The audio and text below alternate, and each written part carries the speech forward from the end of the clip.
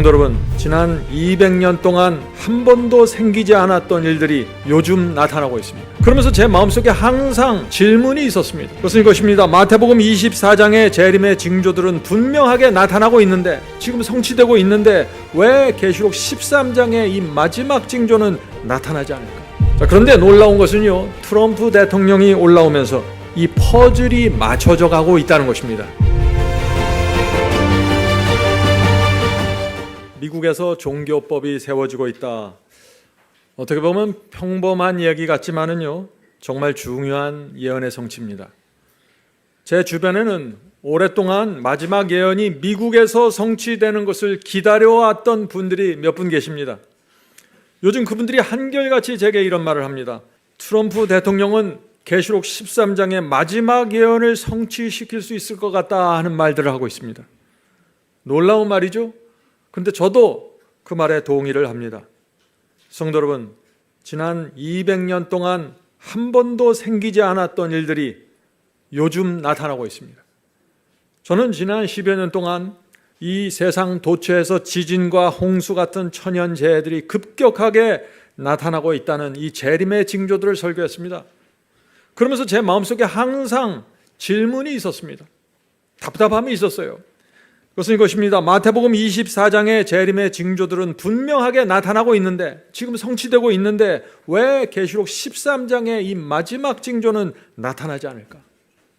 성도 여러분, 주께서 오시는 이 마지막 퍼즐이 맞춰지려면 두 가지 징조가 함께 이루어져야 하는 것입니다. 두 가지가 뭔가? 첫째, 예수께서 마태복음 24장에서 예언하신 그 큰 규모의 재난과 홍수와 지진이 일어나야 됩니다. 그런데 이 징조들은요, 지구의 온도가 1.5도 올라가면서 분명하게 나타나고 있는 것입니다. 누구도 부인하지 않습니다. 하늘과 땅과 바다의 온도가 올라가고 극지방이 녹아내리고 있습니다. 자, 그런데 이 두 번째가 중요합니다. 둘째는 뭐냐면 요한계시록 13장에 짐승의 우상이 세워져야 합니다. 이 첫 번째와 두 번째, 이 두 가지가 동시에 함께 이루어지는 것이 예언의 마지막 퍼즐입니다. 자, 그런데 놀라운 것은요, 트럼프 대통령이 올라오면서 이 퍼즐이 맞춰져 가고 있다는 것입니다. 그래서 오늘 제가 이 설교를 드리는 것입니다. 마지막 징후가 나타나는 것입니다. 성도 여러분, 재림은 종말론이 아닙니다. 그런 생각은 다 버리셔야 됩니다. 재림은 신랑이 온다는 소식이에요. 주께서 곧 오신다는 소식은 성도들에게 소망과 큰 기쁨을 주는 말씀일 수밖에 없는 것입니다. 재림을 종말론으로 이해하는 분들은 성경의 신앙이 무엇인지 전혀 모르는 것입니다. 성경의 모든 결론은 재림입니다. 주께서 재림하시지 않으면 아무도 부활할 수 없어요. 요한계시록은 미국에 대해서 예언합니다. 미국이 마지막 때 어떤 역할을 할지 이것을 예언하는 것이 요한계시록 13장입니다. 요한계시록 13장 11절 보겠습니다. 11절입니다. 내가 봄에 또 다른 짐승이, 요한계시록에 두 짐승이 있다고 했죠. 바다에서 올라온 복합 짐승이 있고, 또 두 번째 짐승, 땅에서 올라오는 짐승이 있습니다. 이 또 다른 짐승이 땅에서 올라오니 새끼양같이 두 뿔이 있고 용처럼 말하더라. 이것이 미국의 모습입니다. 미국은 새끼양 같은 모습으로 올라온다고 했습니다. 새끼양은 뭐죠? 성경에서 그리스도의 정신입니다. 성도 여러분, 미국은 1776년 청교도들에 의해서 세워진 나라입니다. 새끼양의 정신을 갖고 올라온 나라예요. 그래서 미국은 처음부터 교황에 대적하고 교황을 반대하는 국가로 세워진 것입니다. 그런데 놀라운 것은요, 이 미국에서 짐승의 우상이 세워진다는 것입니다. 이 종국에는, 미국의 종국에는 미국이 용의 정신, 새끼양같이 올라왔는데 용의 정신으로 올라와서 짐승의 우상을 세운다는 것입니다. 이것이 마지막 징조라는 것이죠. 오늘 우리가 그 모습을 좀 살펴보려고 하는 것입니다. 어떻게 짐승의 우상이 세워지고 있는지 말이죠. 저는 지난 30년 동안 미국에서 이 징조가 나타나길 기다려왔습니다. 근데 그것이 현실이 돼서 나타나는 것입니다.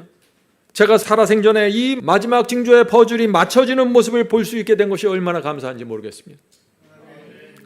트럼프 대통령이 올라오면서 미국에서 큰 변화가 생기고 있습니다. 정치적, 사회적, 경제적 바람이 불고 있습니다. 이것은 이전에 볼 수 없었던 바람입니다. 요즘 뉴스를 보는 분들은 아실 것입니다. 트럼프 행정명령 하나로 수만 명이 불법 체류자들이 수용소로 들어가고 있습니다. 이전에 한 번도 볼 수 없었던 상황입니다. 수많은 사람들이 체포돼서 수용소로 들어가고 본국으로 송환되고 있습니다. 불법 체류한다는 이유 하나만으로 말이죠. 요즘 뉴스를 보면 두렵습니다. 미국이 점점 무서운 모습으로 변해가고 있는 것입니다. 그런데도 불구하고 많은 사람들이 트럼프 대통령을 열렬히 지지하고 있습니다. 트럼프 대통령은 파나마 운하를 무력으로도 군대를 보내서라도 점령하겠다고 선언했습니다. 그린랜드도 안보를 위해서라면 미국이 지배해야 된다고 했습니다. 하나하나가 엄청난 말입니다. 트럼프의 행적은 거침이 없습니다. 더 이상 카나다를 지켜주고 카나다를 위해서 돈을 쓰고 싶지 않다. 카나다는 미국의 51번째 주로 들어오든지 말든지 결정해라. 이런 얘기를 하는 것이에요. 카나다 수상을 앞에 놓고 말이죠. 또 400년 동안 유지되었던 멕시코만의 이름을 미국만으로 변경해야겠다고 선언했습니다. 지금 트럼프 대통령은 미국의 지도를 바꾸려고 하는 것입니다. 성도 여러분, 앞으로 어떤 일들이 생길까요? 만일 카나다와 멕시코가 트럼프의 요구대로 따라오지 않으면 감당할 수 없는 관세를 매기겠다고 했습니다. 이런 모습들을 보면서 많은 사람들이 트럼프의 미국은 전혀 다른 미국이 될 것이라고 지금 말하고 있는 것입니다.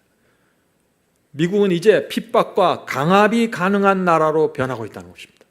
며칠 전에 백악관에서 또 충격적인 발표를 했습니다. 중동의 가자 지구에 살고 있는 200만 명의 그 거주자들 다른 나라로 이주시키고 하마스를 다 내쫓겠다고 했어요. 그리고 그곳에 미국의 군대를 주둔시키겠다고 했습니다. 가자 지구는 이미 70-80%의 건물들이 다 파괴된 상태입니다. 지난 15개월 동안의 전쟁으로 전기와 수도가 다 끊어졌고 5만 명이 사망했습니다.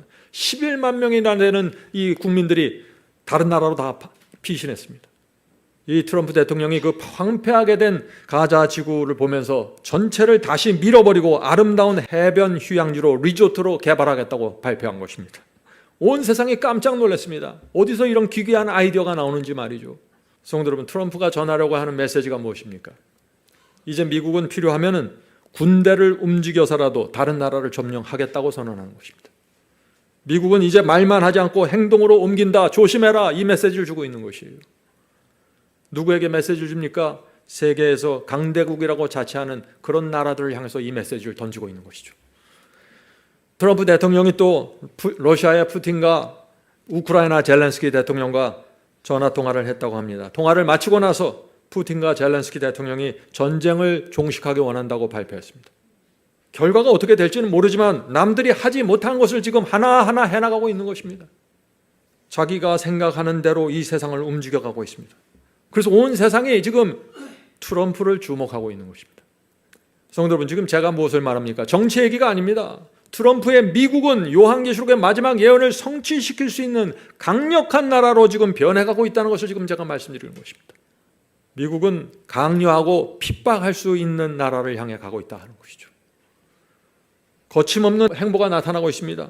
미국이 원하는 대로 움직이지 않는다고 해서 세계 기구들에서 지금 탈퇴를 하겠다고 선언했죠.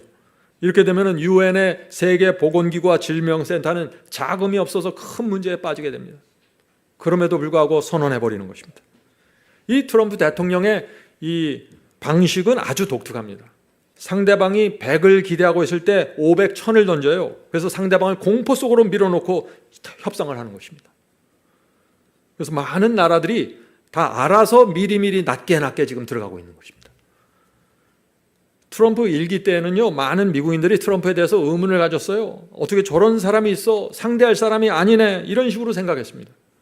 그런데 트럼프가 두 번째 당선하면서 사람들의 생각이 크게 달라지기 시작했다는 것입니다. 트럼프의 저런 방법이 통하는구나. 저렇게 하니까 해결되는구나. 트럼프가 미국을 위해서 뭔가 위대한 것을 만들어낼 수도 있겠구나. 기대하고 있는 것입니다. 자, 질문드리죠. 자, 그렇다면 우리 그리스도인들이 미국에서 일어나는 변화에서 가장 주목해야 될 것이 무엇일까요? 이 질문이 오늘 제가 던지고 싶은 질문이죠. 미국에서 종교법이 세워지고 있다는 것입니다. 이것이 가장 큰 변화입니다. 요한계시록의 관점에서 볼 때 우리는 여기에 주목해야 된다는 것입니다. 오랫동안 우리 교인들은 이런 질문을 했습니다.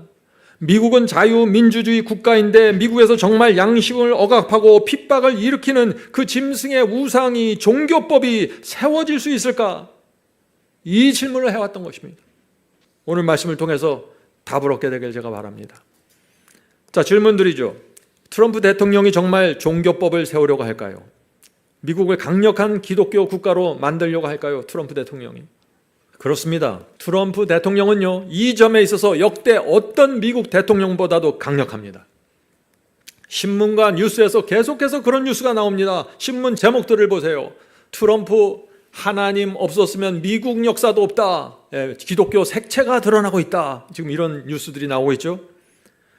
트럼프 대통령이 이렇게 선언했습니다. 하나님이 없었다면 미국 역사도 없었을 것이라며 반기독교적인 편견과 차별을 박멸해서 미국을 하나님 아래 하나의 국가로 통합하겠다. 엄청난 얘기를 하는 것입니다. 미국은 1776년에 하나님에 의해서 건국되었다고 믿는 것입니다. 그래서 반드시 이 미국은 기독교 국가의 정체성을 유지해야 되고 기독교 아래서 국가가 통합되어야 한다라고 지금 선언하고 있는 것입니다. 그래서 트럼프 대통령이 취임하는 그날부터 성경에 반하는 모든 것들을 무너뜨리게로 사인을 했죠. 행정명령을 내렸죠. 동성연애 금지하고 범죄를 강력하게 대처하고 마약을 금지하겠다. 카나다와 이 멕시코의 국경을 차단하겠다고 선언하는 것입니다. 또 얼마 전 백악관은요, 대통령 직속으로 종교자유위원회를 신설하고 트럼프 가족의 예배를 인도하는 폴라 화이트 목사를 그 목사를 위해서 신앙실, 페이스 오피스라고 해요. 신앙실을 세우겠다고 발표했습니다. 지금 백악관은 굉장히 기독교적으로 되어 있습니다. 또 트럼프는 말했습니다. 미국에서 반기독교적인 폭력 행위가 나타나면은 고소하겠다. 고소를 위해서 팀을 만들겠다. 법무부에 이것을 행정명령으로 내렸어요. 아무도 미국에서 이 기독교에 반하는 행동을 하면 법무부에서 직접 고소를 하겠다는 것이에요. 그 개인이든지 기관이든지 함부로 움직이지 못하게 만드는 것이죠. 자유민주주의 국가에서 이것이 가능합니까? 가능하다는 것입니다. 기독교 신앙에 해를 가는 어떤 행위도 허용하지 않겠다. 이 트럼프의 말과 선언에 의해서 이것이 이루어지고 있는 것입니다. 이것이 무서운 것입니까? 이런 모습이 무서운 것이에요? 무서운 것입니다. 왜 그럴까요? 성도 여러분, 이슬람 국가가 무섭습니까? 왜 무섭습니까? 이슬람을 반대하는 사람들에게 강력한 핍박과 형벌을 가하기 때문이죠. 기독교국이나 이슬람국이나 다른 게 없어요. 종교법으로 운영되는 것입니다. 만약 트럼프 대통령이 만든 이 종교법들과 다른 행동을 하는 사람들이 있으면 어떻게 될까요? 큰 반대와 핍박에 부닥치게 된다는 것입니다. 그것이 지금 미국이 가고 있는 길이다라는 것을 제가 말씀드리는 것입니다. 자, 질문드리죠. 트럼프 행정부는 무엇을 하려고 하는 것일까요? 미국을 강력한 기독교 국가로 만들길 원하는 것입니다. 다시 말해서 종교법을 만들어서 국가에서 종교법을 만들어서 미국의 도덕과 신앙을 회복하겠다는 것입니다. 겉으로 볼 땐 참 아름다운 얘기입니다. 그런데 거기에 무서운 것이 깔려 들어간다는 것입니다. 성도 여러분, 오늘 설교의 키워드가 무엇입니까? 미국의 종교법입니다.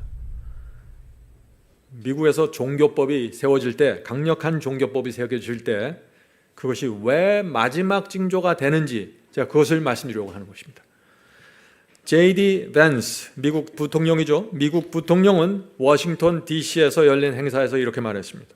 종교를 존중하는 국가와 그렇지 않은 국가들을 구별하는 정책적인 접근이 필요하다. 트럼프 2기 정부는 종교 박해에 맞서 싸워 종교의 자유를 더욱 발전시키겠다. 무슨 뜻입니까? 기독교 신앙을 존중하지 않는 나라를 차별해서 대하겠다는 것입니다.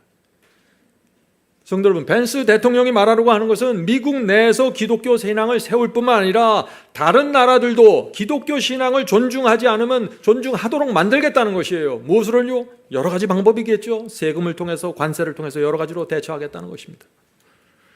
이것이 지금 미국이 가고 있는 길입니다.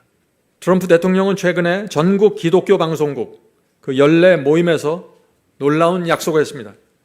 만약 내가 다시 대통령이 된다면, 지금 트럼프는 재선이죠. 3선을 말하는 것입니다.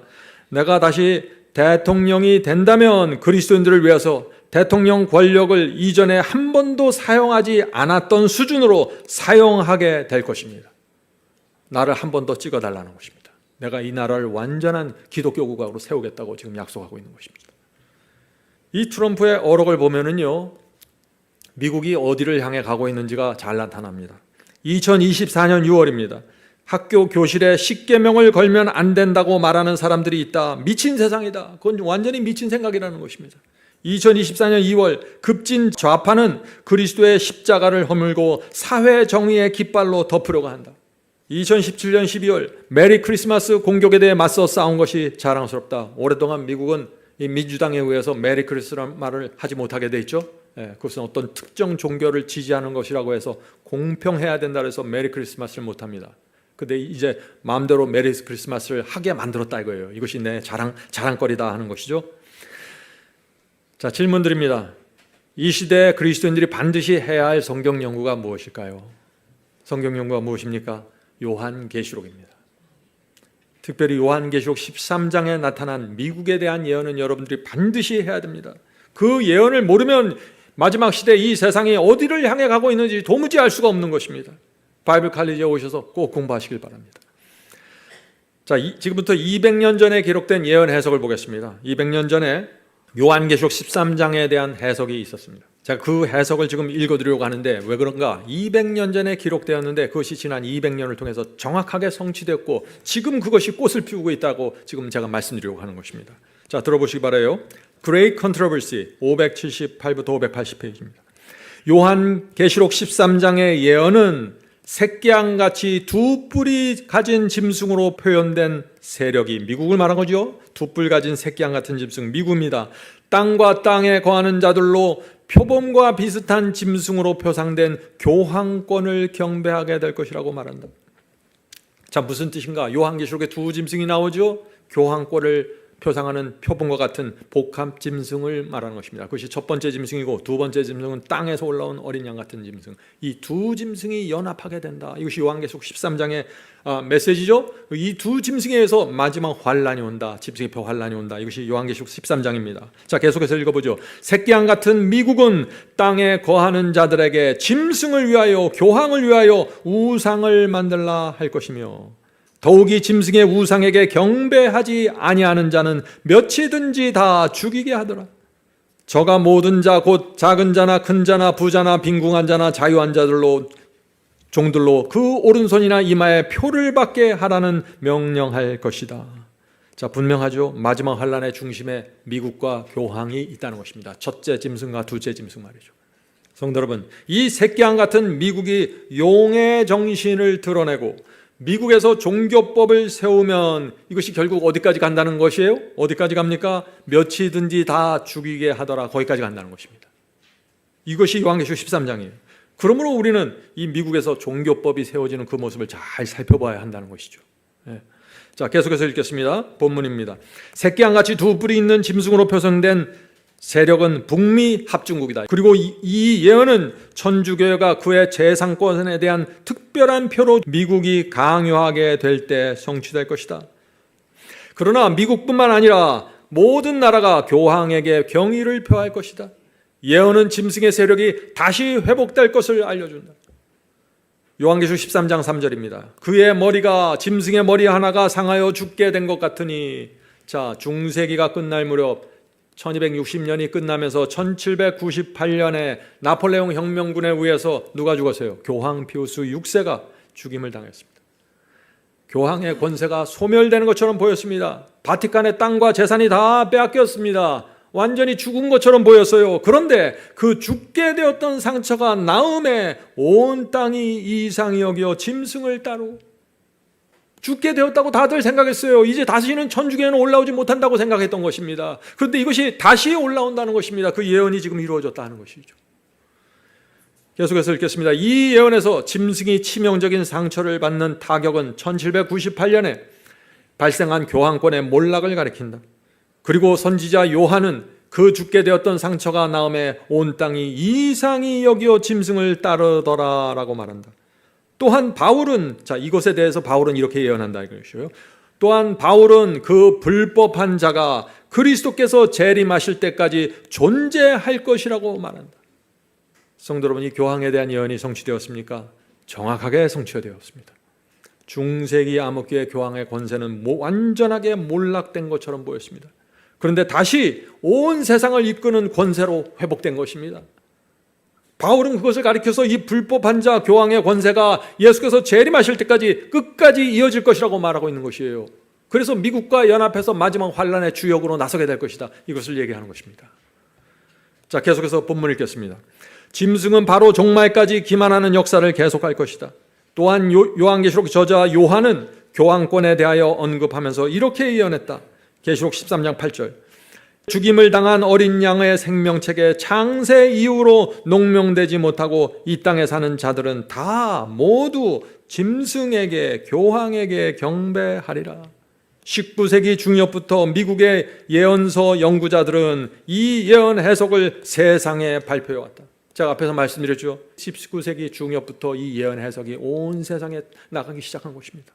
200년 전부터 시작된 것입니다. 요한계시록 13장의 예언은 미국과 교황에 대한 예언 해석이라고 200년 전에 그 예언 해석이 시작되었고 발표되었다. 지금까지 놀랍게 성취되어 왔습니다. 이 예언이 발표될 때는요, 미국에서 교황은 인기 없는 사람이었어요. 미국 땅에 들어오지도 못했어요. 천주교인들이 핍박당하던 시대입니다. 그런데 이 예언 해석이 나온 것이에요. 그 당시 미국은 삼류 국가였습니다. 그러나 지금 세계 최강대국이 되었습니다. 죽은 것처럼 보였던 교황은 온 세상에 따르는 지도자가 되었어요. 200년 전에 미국이 강력한 반교황주의였는데 지금은 교황이 미국에서 가장 인기 있는 종교 지도자가 되었습니다. 200년 전에는 상상할 수 없는 일들이 현실이 되었습니다. 이것이 예언의 힘입니다.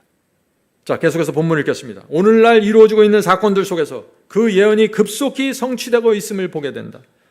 성도 여러분, 이 미국에서 종교법이 세워지는 과정을 잘 보아야 합니다. 그 과정이 어떻게 이루어지는지 가면 갈수록 엄청난 재난이 일어날 것입니다. 지구의 온난화 때문에 문제가 크게 생기는 것이죠. 미국을 기독교 국가로 만들려는 움직임이 함께 일어나게 됩니다. 지금 트럼프가 그 일을 하고 있다고 지금 말씀드리는 것입니다. 재난이 극심해지다가 하나님의 심판처럼 느껴지는 정도의 그런 재난들이 몰려오게 된다는 것입니다. 사람들이 그때 큰 번민과 두려움 속으로 들어가게 될 것이다. 그러면서 미국에서 강력한 종교법이 세워진다. 성도 여러분, 그것이 마지막 환란의 시작입니다. 이미 그 일에 착수를 서두르고 있다. 신속히 그 기초를 놓고 있다. 법이 하루아침에 갑자기 세워지는 것이 아니라 먼저 착수가 된다는 것입니다. 착수가 되면은 신속하게 강력한 운동으로 전개될 것이라고 지금 말하고 있는 것이죠. 중세기의 역사가 반복될 것입니다. 중세기의 천주교회가 그 당시 세계 최고의 제국 로마 제국의 힘을 이용해서 교회와 정치가 힘을 합해서 엄청난 핍박이 일어났습니다. 중세기의 충성스러운 성도들이 수없이 죽음을 당한 것입니다. 그런 역사가 마지막 때에 반복되는 것이 짐승의 표 환란이라 하는 것입니다. 지금 미국의 교회들은 트럼프 대통령에게 강력한 지도자에게 미국을 기독교 국가로 만들어 달라고 요청하고 있습니다. 예배와 가정의 날로 만들어 달라고 요청하고 있는 것입니다. 그래야 이 미국이 회복될 수 있다고 설득하고 있는 것입니다. 트럼프 대통령이 거기에 동의하고 있는 것이에요. 자, 그래서 지금 트럼프를 지지하는 미국인들은요, 미국은 하나님이 선택한 국가이기 때문에 반드시 기독교 국가로 유지되어야 된다고 지금 주장하고 있는 것이죠.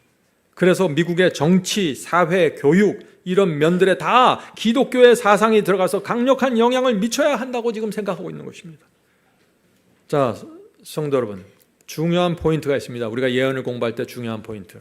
짐승의 표가 강요되기 전에 먼저 짐승의 우상이 세워진다는 것입니다.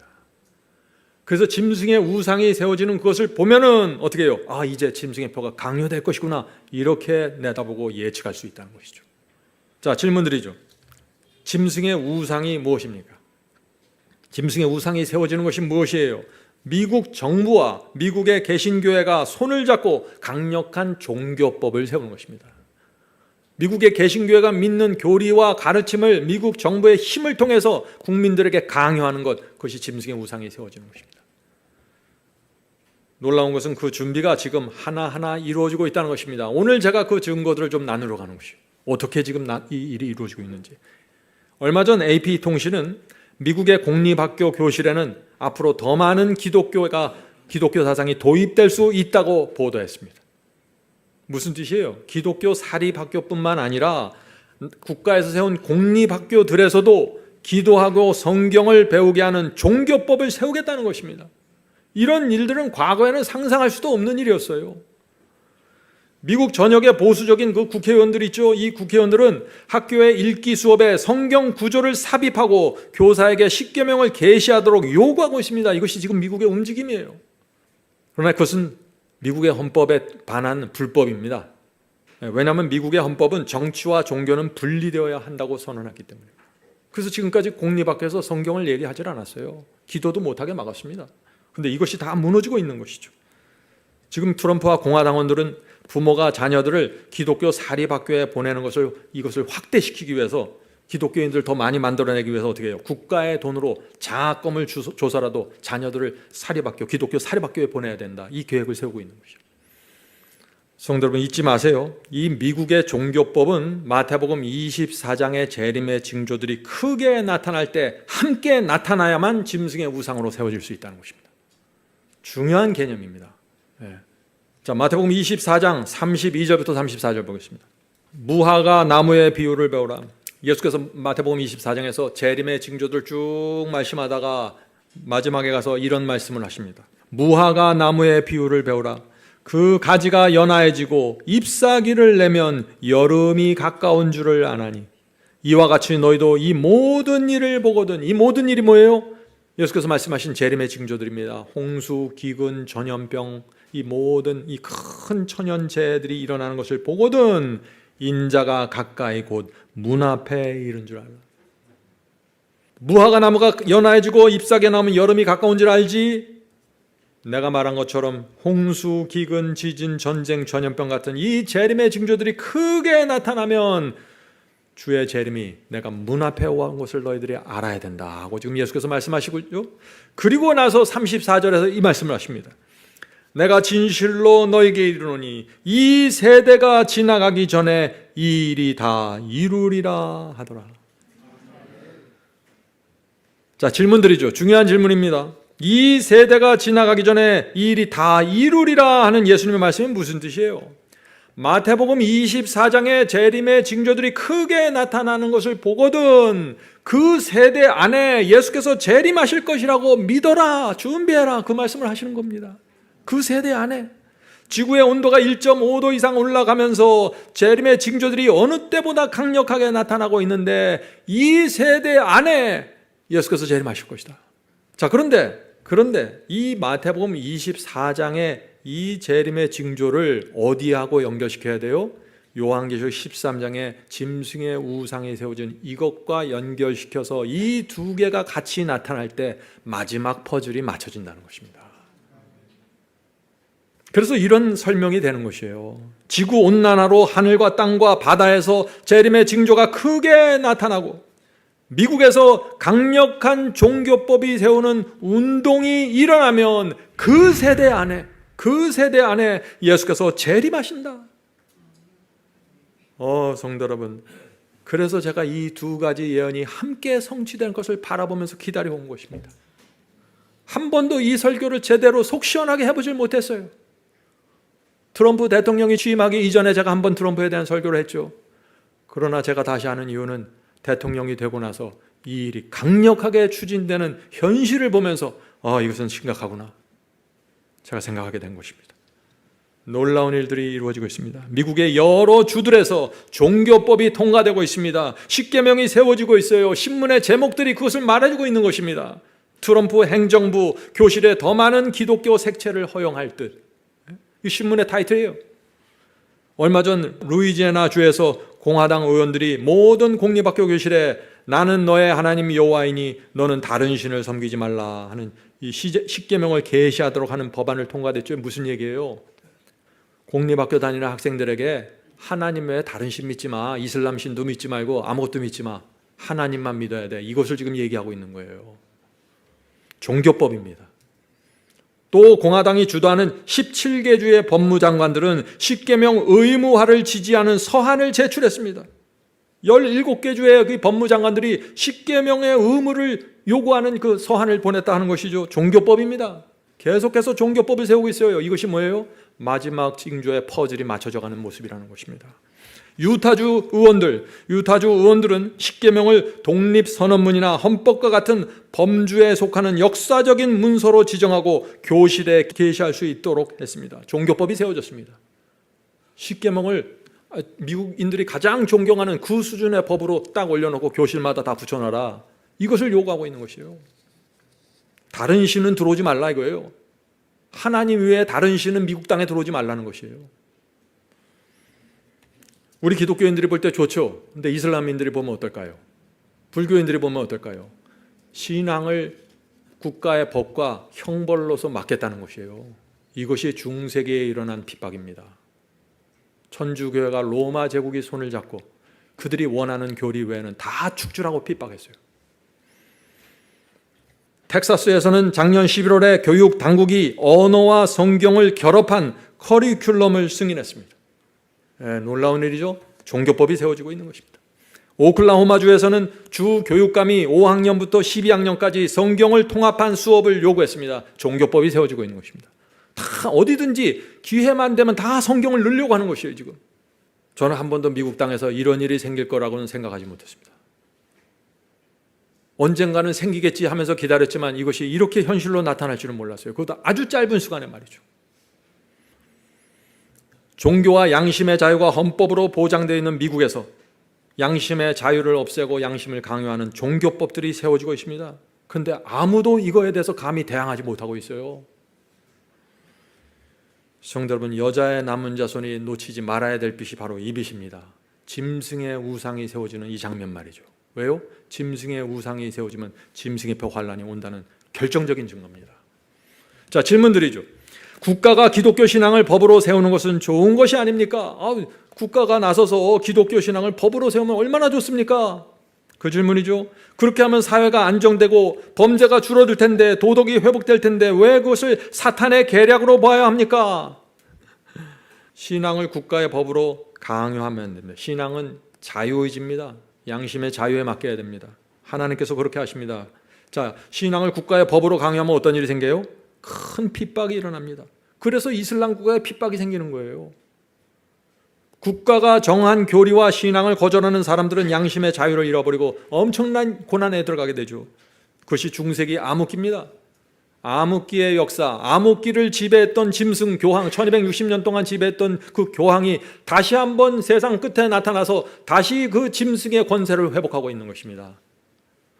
트럼프와 미국 교회들은 예배와 가정의 날로 지키는 법을 만들려고 합니다. 문제가 무엇인지 아시겠죠, 여러분들?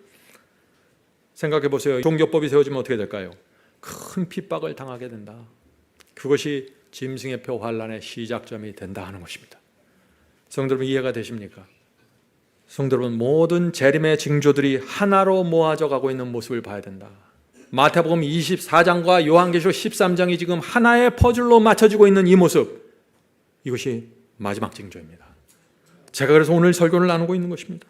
기록적인 재난과 홍수와 화재와 기근들이 나타나고 있습니다. 지구의 온도가 1.5도를 넘어갔어요. 그런데 이쯤에 트럼프 대통령이 올라오면서 강력한 종교법들이 나타나고 있는 것입니다. 짧은 시간 안에 말이죠. 강력한 기독교 국가로 미국이 나타나고 있다는 것이죠. 앞으로 어떤 일이 생길까요? 앞으로 점점 더 강력한 법들이 각 주에서 나타날 것입니다. 이것을 분별할 수 있는 지구상에 한 백성이 있는데 그들이 누구예요? 마지막 여자의 남은 자손입니다. 이들 외에는 이것을 분별할 수 있는 사람들이 없어요. 그래서 하나님께서 이들을 부르셔서 마지막 환란을 위한 한 백성으로 준비시키고 늦은 비 성령을 주시는 것입니다. Testimonies for the Church 5권 573입니다. 시간은 매우 짧다. 천사들은 내 바람을 붙들고 있으며 사탄은 진리 안에 완전히 서지 못한 각 사람을 이용하고 있다. 각 사람은 시험을 받게 될 것이다. 품성 가운데 모든 결함은 하나님의 영의 도움으로 극복되지 않으면 분명히 파멸의 수단이 될 것이다. 성도 여러분, 무슨 뜻입니까? 말씀과 성령께 굴복하는 성품이 아니면 마지막 환란을 통과할 수 없다는 것이에요. 그래서 지금 준비하는 시간이다. 뭘 준비하는가? 성품을 준비한다는 것입니다. 성품이 무엇인가? 착하고 온유하고 겸손하고, 그것이 아니라 말씀과 성령께 굴복하는 성품을 말한다. 다니엘과 세 친구의 성품을 말하는 것입니다. 나는 우리의 백성들이 이전 어느 때보다 진리의 정신으로 강하게 되어야 할 필요가 있음을 느낀다. 왜냐하면 사탄의 개척은 하나님을 능력으로 삼지 않은 모든 영혼을 사로잡을 것이기 때문이다. 성도 여러분, 어떻게 생각하면 단순합니다. 진리 하나만을 들여다보고 이것이 성경의 말씀인가 확인하면서 돌다리를 건너시 그렇게 건너는 사람들은 하나님의 완전한 보호하심으로 들어가게 될 것입니다. 사탄은 그런 사람들을 미혹할 수가 없습니다. 그러므로 성도 여러분, 진리가 우리 마음 가장 높은 곳에 있어야 됩니다. 진리보다 세상을 높이면 세상 때문에 망하게 될 것입니다. 진리보다 내 감정을 높이면, 내 생각을 높이면 감정과 내 생각 때문에 망합니다. 진리보다 명예를 높이면 그 명예 때문에 망합니다. 진리보다 돈을 높이면 그 돈 때문에 망하게 될 것입니다. 사탄은 우리가 어떤 것을 진리보다 높이려고 할 때 그것을 발판으로 우리를 무너뜨리는 것입니다. 단순합니다. 하나님께서 요구하는 성품, 진리가 가장 높은 곳에 있는 성품입니다. 주께서 오십니다. 성령께서 우리를 준비시켜 주시길 간절히 바랍니다.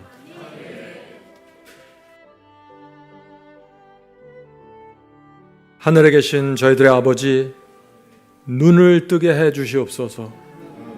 진리를 정확하게 보게 도와주시옵소서. 진리 아래 굴복할 수 있도록 도와주시옵소서. 하나님의 말씀이 생명입니다. 말씀 밖에 나가서 누구도 살아남을 수가 없습니다. 주여, 말씀으로 저희를 보호하시고 인도해 주시옵소서. 우주를 창조하신 하나님께서 말씀으로 우리를 인도하실 때 또 그 하나님께서 손가락으로 십계명을 쓴 계명을 우리가 잘 존중하면서 따라갈 수 있도록 축복해 주시옵소서. 마지막 환란이 어떤 모습으로 오든지 진리 안에 거하는 자들이 살아남는다는 사실을 우리가 배울 수 있게 도와주시옵소서. 하늘에 계신 아버지, 이제 저희가 이 시간에 저희의 마음과 생애를 다시 주 앞에 드리길 소망합니다.